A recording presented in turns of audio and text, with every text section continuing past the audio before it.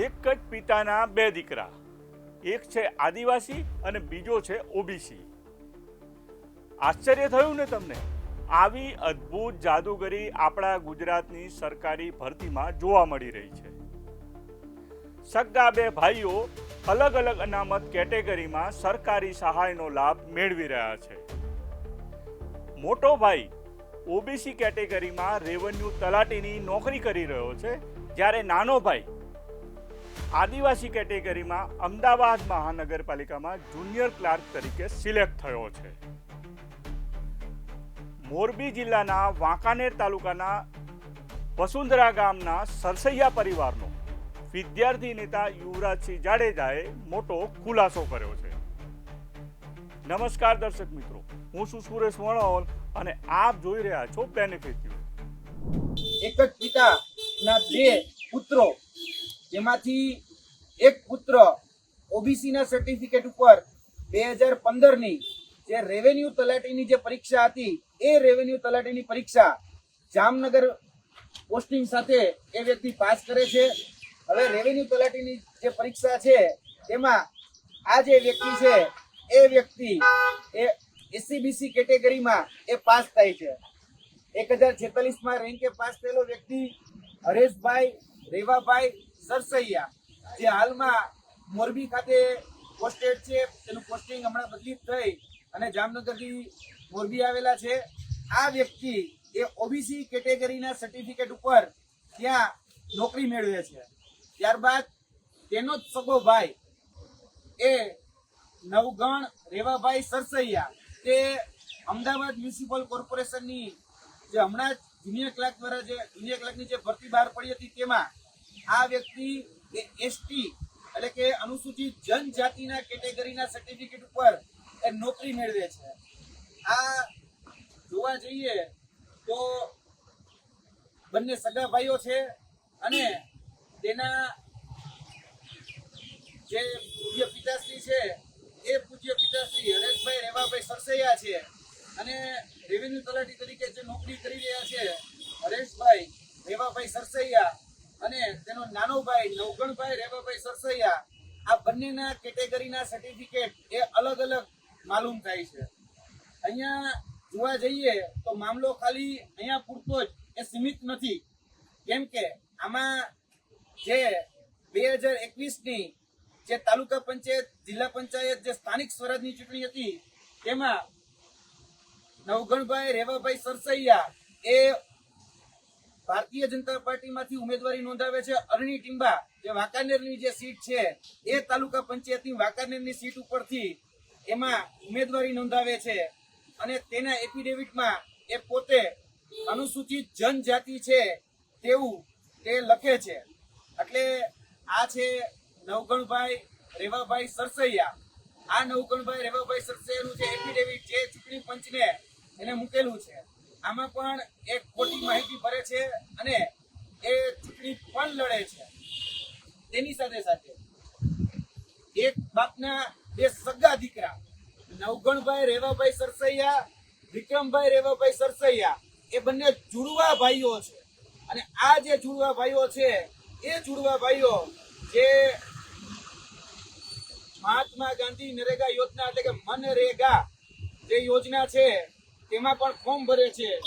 હવે તમે જોઈ શકો છો નવગણભાઈ રેવાભાઈ સરસૈયા જે ફોર્મ ભરે છે તે એસટી કેટેગરીમાં પોતાની જાતિ એ દર્શાવે છે, ત્યારે એના જ સગા ભાઈ જુડવા ભાઈ વિક્રમભાઈ તે બતાવે છે સામાજિક શૈક્ષણિક રીતે પછાત એટલે કે એસસીબીસી એ પોતાની કેટેગરી બતાવે છે. ત્યારબાદ એના જ ત્રીજા ભાઈ સરસૈયા પ્રવીણભાઈ એ સામાજિક શૈક્ષણિક રીતે પછાત એ પોતાની કેટેગરી એ દર્શાવે છે.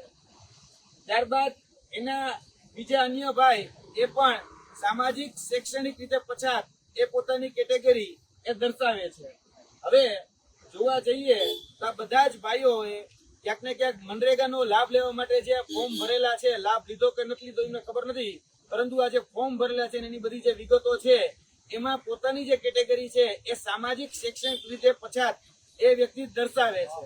હવે આ જ વ્યક્તિના જે જમીનના ઉતારા જે છે એમાં 7, 12, 8 તેમાં તમે જોઈ શકો છો કે શ્રીમાન રેવાભાઈ હમીરભાઈ એમના પૂરેપૂરો પરિવાર એ ઓબીસી માં છે અને આ 8 ના ઉતારોમાં એમાં 6 ભાઈ અને 1 બેન એમને કહી શકાય કે ખાતેદાર તરીકે આ જમીન મળી છે. લગભગ 15 વીઘાના ખાતેદાર એ જોવાય છે. હવે 15 વીઘાના ખાતેદાર છે છતાં પણ એને જે સરકારી સહાયો કહેવાય એ સરકારી સહાયો પણ મેળવી છે. મનરેગા યોજના એ જોવા જઈએ તો બીપીએલ ધારકો હોય, ખાસ કરીને બિલો ધ પોવર્ટી લાઇનમાં જે ખૂબ ગરીબ હોય એ લોકોને રોજગારી આપવાનું કામ આ મનરેગા યોજના કરે છે. એમાં પણ ક્યાંક ને ક્યાંક ખોટું પ્રમાણપત્ર રજૂ કરી અને એમાં પણ એનો લાભ લીધેલો એ આમાં જણાય છે. હવે જોવા જઈએ તો ક્યાંક ને ક્યાંક આ જે ખોટા પ્રમાણપત્રો છે એ ખોટા પ્રમાણપત્રોની તપાસ જે અમદાવાદ મ્યુનિસિપલ કોર્પોરેશન એએમસી ને જુનિયર ક્લર્કની જે ભરતી થઈ એમાં કોઈ જ જાતની તપાસ કરવામાં નથી આવી. તેની સાથે સાથે જે ચૂંટણી અધિકારી છે 2021ની અનિડીમ્બા સીટ ઉપરથી જે વ્યક્તિ વાંકાનેરમાં ચૂંટણી લડ્યા એમાં ચૂંટણી પંચે પણ એ દરકાર નથી કરી કે આનું આદિજાતિ અનુસૂચિત જે જનજાતિ છે એ નું સર્ટિફિકેટ યોગ્ય છે કે નહીં એ તપાસ નથી કર્યું. એટલે એસટી કેટેગરીનું સર્ટિફિકેટ એ ખોટું છે એની તપાસ એ ચૂંટણી પંચે પણ નથી કરી અને તેની સાથે સાથે જે ભરતી બોર્ડ છે એ ભરતી બોર્ડે પણ નથી કરી. હવે જોવા જઈએ તો આ નવગણભાઈ રેવાભાઈ સરસૈયા આ ફક્ત એક ઉદાહરણ છે. અમદાવાદ મ્યુનિસિપલ કોર્પોરેશનની અંદર જે એસટી કેટેગરીના માધ્યમથી જે લોકો વર્તમાનમાં નોકરીએ લાગ્યા છે તે તમામની તપાસ થવી ખૂબ જરૂરી છે. કેમ કે આમાં બીજા અન્ય ઉમેદવારો પણ ખૂબ શંકાના દાયરામાં છે. કેમ કે આ વ્યક્તિ જે છે એટલે કે નવગણ રેવાભાઈ સરસૈયા એ નથી ઉમરગામથી લઈને અંબાજી સુધીનો વ્યક્તિ કે નથી એ સૌરાષ્ટ્રના ગીર બરડો કે આલેચમાં રહેતો વ્યક્તિ એટલે કે આદિવાસી વિસ્તારમાં પણ નથી અને આદિવાસીના કહી શકાય કે સીધી લીટીના કોઈ વારસદારમાં હોય તો વારસાઈમાં કે લોહીના સંબંધમાં પણ આ વ્યક્તિ નથી. અને એવું તો બિલકુલ ન બની શકે કે એક વ્યક્તિ ઓબીસી ના સર્ટિફિકેટ ઉપર રેવન્યુ તલાટીમાં લાગે અને એક વ્યક્તિ એસટી કેટેગરીના સર્ટિફિકેટ ઉપર જુનિયર ક્લર્ક ઉપર લાગે. એટલે અહીંયા બસ મોટું કૌભાંડ એ સરકારની અધિકારીઓની તંત્રની આંખમાં ધૂળ નાખી અને કરવામાં આવેલું છે. આ વ્યક્તિની સાથે સાથે બીજા જે અન્ય ઉમેદવારો જે છે એ અમદાવાદ મ્યુનિસિપલ કોર્પોરેશન અંદર જે લાગેલા આ ભરતીમાં એટલે કે જુનિયર ક્લર્કની ભરતીમાં તેમજ અન્ય જો ભૂતકાળની ભરતીઓમાં તપાસ કરવામાં આવશે તો 100 કરતા વધારે એસટી કેટેગરીના ખોટા સર્ટિફિકેટ ઉપર લાગેલા એ તમામ કોર્પોરેશનની અંદર ભરતીઓમાં જે લોકો લાગ્યા છે ને ખાલી એસટી કેટેગરીના સર્ટિફિકેટ ક્રોસ વેરીફાઈ કરવામાં આવે ને તો 100 કરતા વધારે ખોટા એસટી કેટેગરીના સર્ટિફિકેટ ઉપર લાગેલા એ તમામ એ ઉમેદવારો તમને જોવા મળશે. આ એક દાખલો અમે ઉજાગર કર્યો છે. જોવા જઈએ તો આ દાખલો ફક્ત ઉજાગર થયો છે. એક ભાઈ રેવન્યુ તલાટી છે અને એક ભાઈ જુનિયર ક્લાર્ક છે. એક એસસીબીસી ના સર્ટિફિકેટ ઉપર છે, એક એસટી કેટેગરીના સર્ટિફિકેટ ઉપર છે. આ ખાલી ઉજાગર થયું છે. બાકી આવા ઘણી બધી જગ્યાએ ઘણા ખોટા સર્ટિફિકેટના માધ્યમથી અમને માહિતી મળી છે. જ્યાર સુધી અમે ગામમાં તપાસ કરી ત્યારે આ વ્યક્તિ એ વાંકાનેરના વસુંધરા ગામનો વતની છે. વસુંધરા ગામની જ્યારે અમે તપાસ કરી ત્યારે અમને જાણવા મળ્યું કે આ વ્યક્તિએ બોગસ સર્ટિફિકેટની સાથે સાથે બોગસ લેટર પેડો બનાવ્યા છે, બોગસ સહીઓ કરી છે, બોગસ સહીઓની સાથે બોગસ સ્ટેમ્પ બનાવ્યા છે.